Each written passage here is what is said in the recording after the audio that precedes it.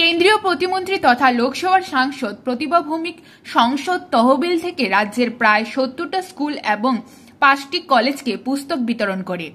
এদিন প্রগতি স্কুলে এক অনুষ্ঠানের মধ্য দিয়ে পুস্তকগুলি তুলে দেন স্কুলের শিক্ষক শিক্ষিকাদের হাতে। উক্ত অনুষ্ঠানে বক্তব্য রাখতে গিয়ে কেন্দ্রীয় প্রতিমন্ত্রী প্রতিমা ভৌমিক বলেন,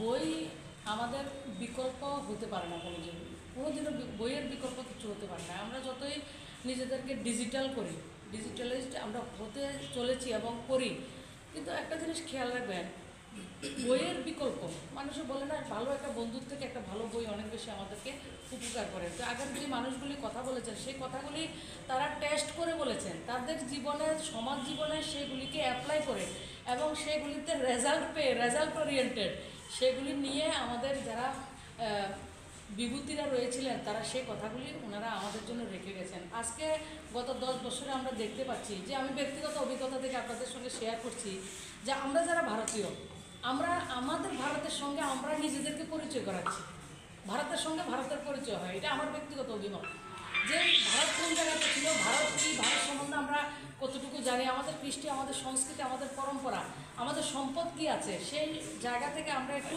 ডিরিল হয়ে গেছিলাম কিছু একটা সময়। এখন আমরা আবার নিজের পট্রিতে মানে নিজের লাইনে আসতে আমরা শুরু করেছি। তো সেই জায়গায় আসতে গেলে আমাদের বই অনেক বেশি আমাদেরকে সমৃদ্ধ করবে।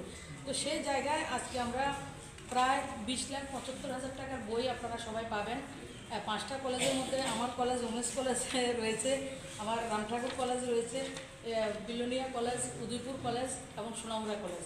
এই 5টা কলেজকে সিলেকশন করেছি এবং কিছু কিছু কলেজ থেকেও লিস্ট এনেছি এবং কিছু কিছু আমাদের যারা বিদ্যালয়ের আপনারা রয়েছেন আপনাদের কিছু স্কুল থেকেও আমি লিস্ট নিজে ব্যক্তিগতভাবে সংগ্রহ করেছি যে রেফারেন্স কীভাবে বুকসের দরকার। তো অনেকে বলেছেন আপনার বই দেবেন, কিন্তু বইটা রাখবো কোথায়, অনেকে এই ধরনের কথা বলেছেন। অনেকের সাথে আজকে প্রায় 6-7 মাস ধরে এই প্রক্রিয়াটা আমি করছি।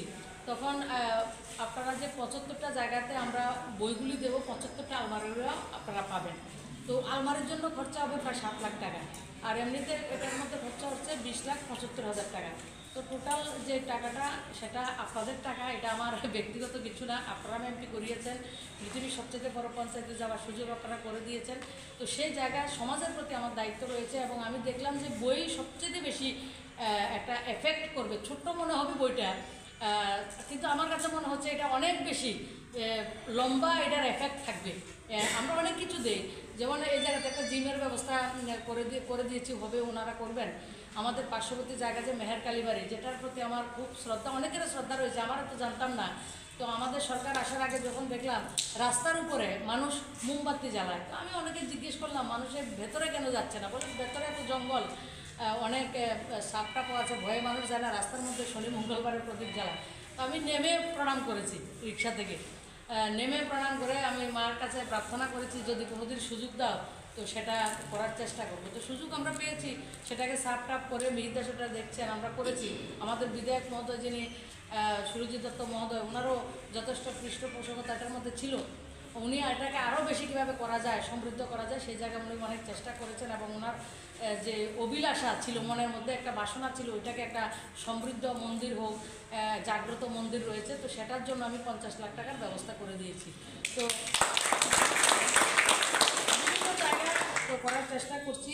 দেশের প্রধানমন্ত্রী শিক্ষা ব্যবস্থাকে একটা আমূল পরিবর্তন করেছেন, যেটা আমাদের মনের মধ্যে ছিল আমাদের শিক্ষাটা আমাদের ভারতীয় শিক্ষার মতো হোক, কিন্তু আমাদের শিক্ষাটা বিদেশি শিক্ষার মতো ছিল। কিন্তু আমরা অনেক দিন পরে 2020-তে আমরা রাষ্ট্রীয় শিক্ষানীতি, যেটা নিউ এডুকেশন পলিসি আমরা পেয়েছি, ফার্স্ট স্টেপ, এটা ফার্স্ট পেজ, এটা সেকেন্ড পেজ না, সেকেন্ড পেজও আমাদের হবে।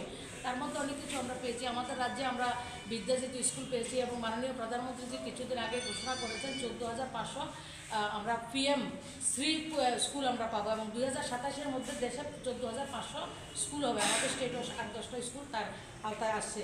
আমরা যদি গত শুধু 77-78 দিনের মাননীয় প্রধানমন্ত্রীজির যে কাজকর্ম আমরা যদি পরিলক্ষিত করি, প্রায় 12.25 লক্ষ কোটি টাকা প্রজেক্টের উদ্ঘাটন করেছেন, নয়তোবা তিনি শিলান্যাস করেছেন শুধু একদিনে এডুকেশন ডিপার্টমেন্টে।